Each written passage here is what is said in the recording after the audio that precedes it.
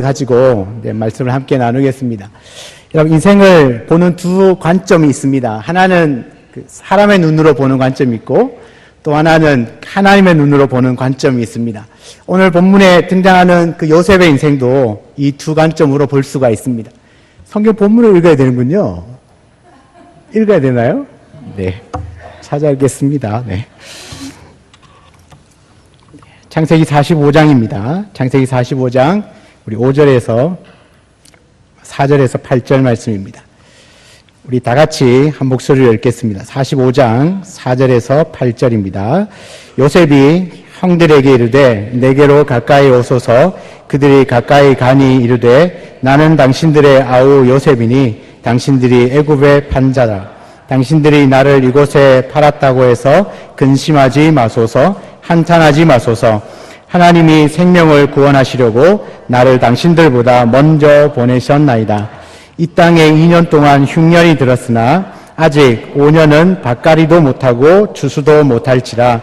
하나님이 큰 구원으로 당신들의 생명을 보존하고 당신들의 후손을 세상에 두시려고 나를 당신들보다 먼저 보내셨나니 그런즉 나를 이리로 보낸 이는 당신들이 아니요 하나님이시라.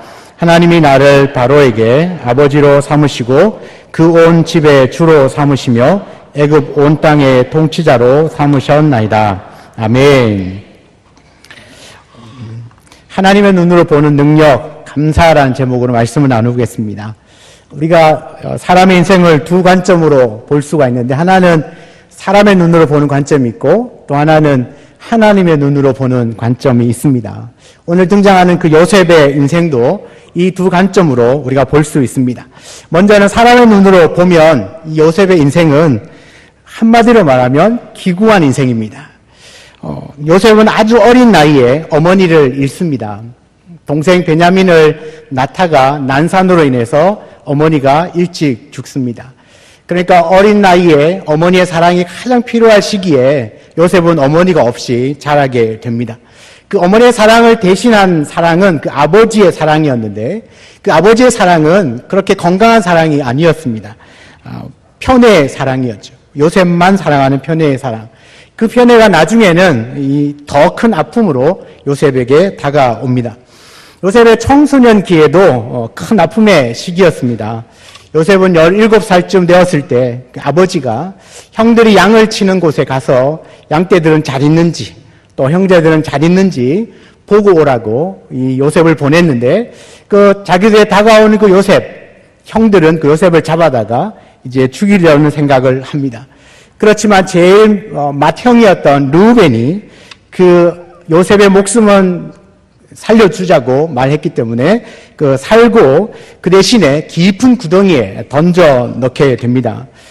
그러나 요셉이 형들로부터 거절당하고 또 자신을 죽여 없애려고 하는 그 형들의 행동의 제1차적인 원인은 아버지에게 있었습니다.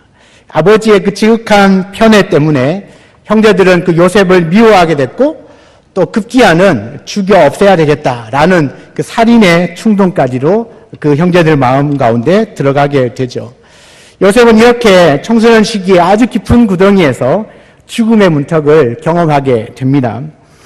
그것도 그들의 자신의 형들로 말미암아 그렇습니다. 그러나 이 동생 요셉을 죽이는 것보다는 저 이스마엘 상인들에게 팔고 우리가 그에게 손대지 말자고 제안을 했던 유다로 말미암아서 구덩이에서 건져지고 은 20에 지나가는 이스마엘 상인들에게 팔려집니다. 오늘로 말하면 인신매매를 당한 것이죠. 그것도 가장 예민한 청소년 시기에 형들로부터 그런 인신매매를 당하게 됩니다. 그 청소년 시기에 겪을 그 요셉의 고통, 상처 얼마나 컸겠습니까? 또 요셉이 팔려고 한 곳은 아주 먼 이방 땅, 한 번도 가본 적이 없는 곳, 애굽 땅이었고 그 애굽의 시위대장 보디발의 집이었습니다. 여러분, 아무리 생각해봐도 너무 힘든 상황이고 왜 나에게 계속 이런 일이 일어나는가, 정말 원망하기 딱 좋은 환경입니다. 형들의 미움을 받는 것도 힘들지만 또 죽이려는 죽음의 위협을 당하고 가까스로 구덩이에서 건져졌지만 인신매매를 당하고 또 팔려간 곳이 한 번도 가본 적이 없는 멀리 타양 애굽이고 그것도 종으로 팔려간 것이죠. 그런데 요셉은 그런 상황 속에서 원망하거나 신세 한탄을 하지 않았습니다. 오히려 그곳에서 이 주인의 마음에 굉장히 신뢰를 받을 만큼 아주 열심히 일을 했던 것 같습니다. 그래서 그 보디발의 집에서 가정총무의 직분을 얻게 됩니다. 성경은 이렇게 기록합니다. 창세기 39장 3절에 보면 그의 주인이 여호와께서 그와 함께 하심을 보며 또 여호와께서 그의 범사에 형통하게 하심을 보았더라. 사랑하는 여러분, 이 말씀만 봐도 요셉이 어떻게 살았는지 우리는 짐작할 수 있습니다.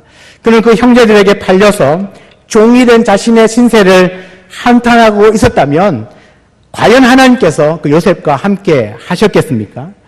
아마도 요셉은 자신을 그렇게 만든 형들을 향한 그 분노의 마음보다는 지금 처해 있는 환경을 인정하고 보디발 장군의 집에서 종으로 최선을 다했을 겁니다.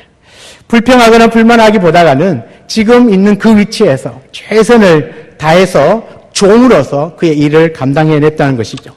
그랬더니 하나님을 알지 못했던 그 보디발 장군, 여러분 애굽의 장수니까 하나님을 어떻게 알겠습니까?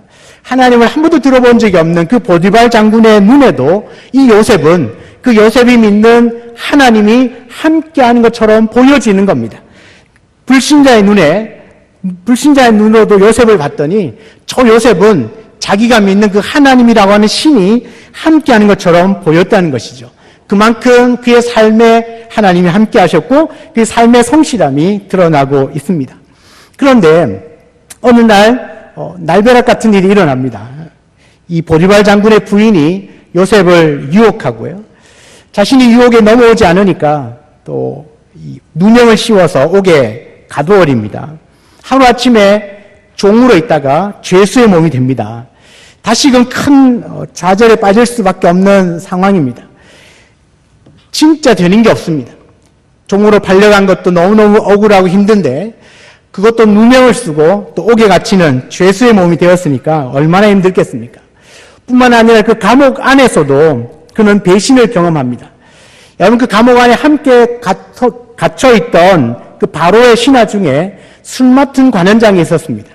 여러분 이 술 맡은 관원장의 그 꿈을 해석해 주면서 이 술 맡은 관원장은 자기의 지위를 복직을 하게 됩니다. 그런데 이 술 맡은 관원장이 복직을 하면 자기를 도와주었던 요셉을 자기도 도와주어야 할 텐데 까맣게 잊어버린 겁니다. 성경은 정확하게 잊어버렸다 그렇게 나옵니다. 굉장히 억울하죠. 내가 은혜를 베풀고 도와준 사람이 자기를 잊어버리고 도와주지 않는 것, 그것 때문에 느끼는 그 배신감은 어마어마했을 겁니다. 여러분 감옥에 있는 그 고통보다가 어쩌면 잊혀지는 고통, 또 배신을 당하는 그 고통이 훨씬 더 컸을 겁니다. 여러분 이처럼 우리 사람의 눈으로 보는 관점에서 요셉의 삶과 인생을 보면 정말 기구한 인생입니다. 유년기, 또 청소년기, 청년기 그 어느 것 하나 아프지 않는 것이 없습니다. 다 상처입니다. 부모로부터도 상처를 받고 형제들로부터도 상처를 받고 윗사람으로 상처를 받고 은혜를 베푼 사람으로부터도 상처를 받고 정말 상처투성입니다. 안 돼도 이렇게 안 될 수가 없습니다. 돼도 정말 어떻게 생각하면 이런 인생을 살 사람이 있을까 할 만큼 너무나 힘든 인생을 살았던 것 같습니다. 그래서 제가 아들을 낳았을 때 요셉이라는 이름을 안 지었습니다. 혹시나 이런 이름을 갖고 고생할까 봐. 안 돼도 이렇게 안 될 수가 없는 거죠. 그런데 이 요셉의 인생을 다른 관점, 하나님의 눈으로 보면 어떻습니까? 오늘 본문에 보면 이 요셉은요, 자신의 인생을 바로 하나님의 눈으로 보고 있다는 것을 알 수 있습니다. 사람의 관점이 아니고 내가 갖고 있는 내 자신의 관점도 아니고 하나님의 관점으로 자신의 인생을 보는 것이죠. 오늘 본문 5절 말씀을 한번 눈으로 보시겠습니까? 당신들이 나를 이곳에 팔았다고 해서 근심하지 마소서, 한탄하지 마소서. 하나님이 생명을 구원하시려고 나를 당신들보다 먼저 보내셨나이다. 여러분 무슨 말입니까? 자신이 이곳에 온 것은 형들이 나를 팔았기 때문이 아니라는 거죠. 하나님이 나를 여기까지 보내셨다. 이런 이 눈은 아무나 가질 수 있는 게 아닙니다. 자신의 눈으로, 사람의 눈으로, 인간적인 눈으로 보지 않고 하나님의 시각으로 내 인생을 해석하고 바라보지 않으면 절대로 고백할 수 없는 고백입니다. 요셉은 어떻게 이렇게 생각할 수 있느냐? 바로 하나님의 관점으로 자신의 생애를 보았기 때문에 그렇습니다. 하나님의 눈으로 자신의 인생을 보니까 형들에 의해서 애굽에 팔려온 것 그 가운데 하나님의 선한 손길 속에 있었다는 것을 깨닫게 됩니다. 하나님의 눈으로 자신의 인생을 보니까 애굽에 온 것이 우연이 아니었습니다. 바로의 시위대장의 집에 들어간 것도 우연이 아니었고 감옥에 들어간 것도 우연이 아니었습니다. 모든 것이 하나님의 손 아래 있었다는 것이죠. 7절을 보시면 하나님이 큰 구원으로 당신들의 생명을 보존하고 당신들의 후손을 세상에 두시려고 나를 당신들보다 먼저 보내셨나이다. 이런즉 나를 이리로 보내신 이는 당신들이 아니요 하나님이시라. 하나님이 나를 바로에게 아버지로 삼으시고 그 온 집의 주로 삼으시며 애굽 온 땅의 통치자로 삼으셨다. 뭐라고 말씀하시죠? 당신들을 보존하기 위하여 우리의 후손들을 안전하게 지켜주기 위하여 하나님이 나를 여기 보내셨다. 요셉은 확실하게 자신의 인생을 하나님의 관점으로 보고 있습니다. 하나님의 관점으로 보니까 자신의 인생이 해석되기 시작합니다. 그렇게 풀리지 않았던 것이 한순간에 풀리는 겁니다. 요셉은 자신의 인생 속에 보이지 않는 그 하나님의 손, 그 하나님의 손에 개입하신 하나님에 대해서 이렇게 고백을 합니다. 창세기 50장 20절에 당신들이 나를 해하려 하였으나 하나님은 그것을 선으로 바꾸사 오늘과 같이 많은 백성의 생명을 구원하게 하시려 하셨나니 당신들은 나를 해하려 하였지만 하나님은 그것을 선으로 바꾸었다. 지금 너무 힘든 가운데 있지만 하나님은 그 모든 것들을 나중에 결국은 선으로 바꾸실 것이다. 내 인생에 개입하신 그 하나님은 반드시 합력하여 선을 이루어 주실 것이다. 그분이 바로 우리의 하나님이십니다. 하나님은 요셉의 인생 속에 오셔서 모든 것을 선으로 바꾸어 놓으셨습니다. 아픔도 선으로 바꾸셨고 배신감도 선으로 바꾸셨고 마음의 증오도 선으로 바꾸셨고 형에게 팔린 것도 선으로 바꾸셨고 누명을 쓰고 감옥에 갇힌 것도 다 선으로 바꾸셨습니다. 여러분 자신의 인생을 해석할 때 사람의 관점으로 보면 해석되지 않는 게 너무나 많아요. 여러분 요셉이 형들에게 팔려서 애굽의 종으로 갈 때도 하나님은 형통케 하셨더라. 누명을 쓰고 감옥에 갔는데도 형통케 하셨더라. 이게 말이 되는 이야기입니까? 인간적으로 봤을 때는 정말로 안 돼도 이렇게 안 될 수가 없는 인생인지 모르지만 하나님의 관점으로 봤을 땐 형통하였더라가 되는 것입니다. 여러분 요셉은 자신의 인생을 합력하여 선을 이루시는 그 하나님의 관점으로 보았습니다. 그랬더니 이렇게 해석하는 겁니다. 이 모든 것이 하나님의 놀라운 계획 속에 있었구나. 이 모든 것이 하나님의 선하신 섭리 가운데 있었구나. 그렇게 깨닫게 되는 것입니다. 요셉은 이렇게 자신의 인생을 하나님의 관점으로 보았기 때문에 형들을 사랑과 용서로 대할 수 있었습니다. 다시 말하면 자신에게 일어나는 모든 것은 하나님께서 선으로 바꾸어 주셨다. 선으로 바꾸어 주신 그 하나님을 믿었기 때문에 형들을 향하여서도 사랑과 용서로 대할 수 있었던 것입니다. 사랑하는 여러분, 하나님은 절대 실수하지 않으십니다. 여러분이 지금 가고 있는 이 길은 하나님이 우리에게 베풀어 주신 가장 최선의 길입니다. 그러므로 인생을 하나님의 관점으로 바라볼 수 있기를 바랍니다. 하나님의 절대 주권의 관점으로 보시기 바랍니다. 절대 주권을 가지신 하나님은 우리의 아버지시죠. 여러분, 아무리 약한 자라도 자식에게는 좋은 것을 줍니다. 이 땅에 존재하고 있는 모든 아버지, 어머니들은 자식에게 좋은 것 줍니다. 그렇다면 하물며 우리 하늘 아버지께서 자식들에게 좋은 것 안 주겠습니까? 그러니까 하나님이 가장 선한 길로 우리를 인도하시는 것이죠. 지금 살아가는 삶의 환경이 너무 힘들어도, 너무 괴로워도, 배신당하고 아파도요, 결국은 하나님께서 우리의 인생 가운데 가장 좋은 것을 주실 겁니다. 그 하나님을 믿는 것이죠. 그 하나님이 믿어지는 건 바로 해석해내는 겁니다. 내 인생을 내 생각으로, 나의 관점으로, 내 눈으로 보는 것이 아니라 하나님의 눈으로 나의 인생을 조명해 보면 하나님, 그렇구나. 그때는 미처 몰랐는데 지금에서야 하나님의 그 깊은 뜻을 알게 되었구나. 그러면서 하나님께 감사할 수밖에 없는 게 되겠죠. 여러분, 요셉의 인생 속에 개입하셔서 합력하여 선을 이루신 그 하나님이 동일하게 저와 여러분 인생 가운데로 오셔서 합력하여 선을 이루어 주실 줄 믿습니다. 이 말은 우리에게 어려운 고난, 시험이 없다는 말이 아닙니다. 하나님은 바로 그 어려움과 고난과 그 시험을 다 선으로 바꾸신다는 이야기입니다. 반드시 하나님께서 모두가 다 간증할 수 있게 도우신다는 것이죠. 그렇다면 어떤 성도가 하나님의 눈으로 보는 이 능력을 소유한 사람일까? 누구일까요? 감사하는 사람입니다. 여러분, 감사하는 사람은 자신의 인생을 하나님의 관점으로 볼 수 있는 능력이 있는 사람입니다. 시편 136편 23절 25절에 보면 우리를 비천한 가운데서도 기억해 주신 이에게 감사하라. 그 인자하심이 영원하미로다. 우리를 우리의 대적에게서 건지신 이에게 감사하라. 그 인자하심이 영원하미로다. 모든 육체에게 먹을 것을 주신 이에게 감사하라. 그 인자하심이 영원하미로다. 여러분, 비록 비천한 가운데 있어도 하나님이 기억해 주시니 감사하다는 이야기입니다.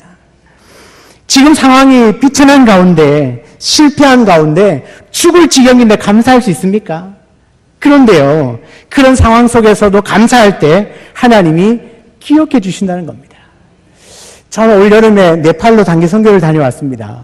단기 선교하는 중에 어떤 한 집사님이 그냥 미끄러지셔서 넘어지면서 이렇게 코뼈를 좀 다치셨습니다. 이렇게 의사들이 함께 갔기 때문에 빠르게 응급 조치를 해서 간단한 수술을 하고 봉합을 했습니다. 그런데 저는 그 집사님이 이제 조금 정신을 차리고 했던 그 첫 번째 마디를 잊을 수가 없습니다. 우리 모든 선교대원들 28명이 갔었는데요. 모든 선교대원들이 거의 전율이 일어나는 것처럼 그 자리에서 진짜 얼어버렸습니다. 그 권사님의 첫 번째 마디가 뭐였냐면, 목사님, 다른 사람이 아니라 제가 다쳐서 감사합니다. 다른 사람이 안 다치고 제가 다쳐서 감사합니다. 여러분, 그게 감사할 일인가요? 거기 선교 가서 선교하다가 실수해서 넘어져서 다쳤는데 감사할 일인가요? 그런데 그 집사님의 고백은 다른 사람이 아니라 제가 다쳐서 감사하다. 여러분, 그 말이 비천한 가운데 있어서 기억해 주시니 감사하다는 이야기 아닙니까? 여러분, 무수히 대적들이 내 눈앞에 있습니다. 지금 한순간 나에게 공격해서 나를 무너뜨릴 수 있어요. 도저히 감사할 수 없는 상황입니다. 그런데 하나님은 그 대적들로부터 건져주실 것을 막 약속하고 있는 것이죠. 그런 상황 가운데서도 감사할 수 있는 건 바로 그 시편 기자가 고백한 것처럼 하나님은 그 인자하심이 영원하기 때문에 그렇습니다. 하나님의 눈을 가진 이 감사의 사람은 어떤 상황 가운데서도 그 하나님의 인자하심을 보는 것이죠. 그러니 감사할 수 있습니다. 내가 보는 눈은 내가 지금 당하고 있는 현실은 너무너무 힘든 고통 가운데 있지만 그 고통 너머에 인자에 풍부하신 하나님이 계신 그 하나님이 눈에 들어오기 시작하면 감사할 수 있는 거죠. 감사할 수 있는 것입니다. 그러니까 모든 환경을 역전시킬 수 있는 그 단 한마디의 말씀이 있다면 감사합니다. 하나님 감사합니다. 감사할 수 없는 환경 가운데 감사하는 건 놀라운 능력이 그 감사에 있기 때문에 그렇습니다. 사랑하는 여러분, 어떤 상황 속에서도 하나님의 주권과 인자하심은 변함이 없습니다. 하나님의 눈으로 자신을 보고 가정을 보고 감사하는 성도들이 되시기를 주의 이름으로 축복합니다. 내 자식들을 볼 때 저 인간 어떡하나, 자식이니까 참고 살지, 그렇게 싶지만 하나님의 인자하심을 볼 때는요, 하나님이 저 자녀도 저 자식도 하나님이 반드시 하나님의 자녀로 세워주실 거다라고 하는 믿음이 들어오는 거죠. 그러면 뭐죠? 감사하는 겁니다. 지금 하는 것 보면 감사가 안 나오지만 그 아이를 통하여 역사하실 하나님을 믿으면 감사가 나오는 것입니다. 내 자신을 보고 가정을 보고 하나님의 눈으로 이웃을 보고 교회를 바라볼 때 감사가 나올 수 있는 겁니다. 사랑하는 여러분, 감사를 시작할 때 드디어 그 하나님의 인자하심이 보이기 시작합니다. 감사는 연습해야 되고요. 감사는 반복해야 되고 감사는 영혼적으로 해야 되는 겁니다. 환경에 따라서 감사하는 게 아닙니다. 여러분, 감사 중에 최고의 감사는 무엇인지 아십니까? 감사 중에 최고의 감사는 범사에 감사하는 것입니다. 모든 것에 감사하는 것이죠. 감사할 조건이 있을 때 감사하는 것도 아주 귀한 감사입니다. 오늘처럼 이렇게 추수감사절을 맞이하여 감사할 때는 힘이 조금 막 버겁다 할 만큼 감사하셔야 됩니다. 왜냐하면 조건을 주셨잖아요. 감사할 조건을 주셨으니까 감사해야 돼요. 그런데 감사할 아무런 조건이 없을 때 감사하는 건 하나님의 눈으로 보는 능력이 필요합니다. 예를 들어 보겠습니다. 여러분, 암 투병을 하다가 나았습니다. 감사하지 않을 사람이 없습니다. 그런데요, 각종 암에 걸리지 않고 지금 건강한 것에 대해서 감사하는 건 쉽지 않습니다. 여러분, 한번 물어보겠습니다. 암 걸렸다가 낫는 것이 더 감사합니까? 암 안 걸리고 건강한 것이 더 감사합니까? 맞죠? 그런데 우리는 막 아플 때 하나님 앞에 막 기도하다가 하나님이 고쳐주시면 그때는 막 나와서 감사합니다. 열정적으로 합니다. 그런데 건강할 때, 아무 일 없을 때, 그때도 여전히 하나님 앞에 나오셔서 감사합니다. 할 수 있느냐는 겁니다. 그건 우리에게 바로 하나님의 눈으로 보는 그 눈, 시각이 필요하다는 것이죠. 운전을 하다가 사고가 났는데 다치지 않았다면 다 감사할 겁니다. 차만 부서지고 사람은 하나도 다치지 않았다. 얼마나 감사할까요? 그런데 여러분, 오늘 교회에 오시면서 운전하고 오셨죠? 아무 사고 없이 지금 이 자리에 여러분 다 오셨습니다. 그리고 지금 편안하게 예배를 드리고 있습니다. 어떻습니까? 감사하십니까?